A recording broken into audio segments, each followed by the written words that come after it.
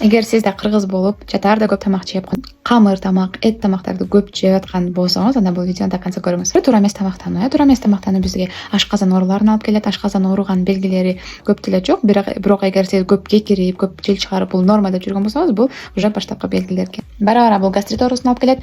Гастрит оорусу өтүшүп кетсе, хронический гастрит болот. Хронический гастрит өтүшүп кетсе, язва желудка болот. Язва желудка өтүшүп кетсе, бул уже рак желудкага алып келет экен. Ошондуктан ошондой жаман нерсеге жете электе алдын алып койсо болот. Анткени кыргызбыз, баарыбыз 100% адамдын ичинен 50-80%-inde сөзсүз гастрит оорусу бар. Бул нерселерди эмне үчүн айтып атам? Анткени мен силерге сонун сунушум бар.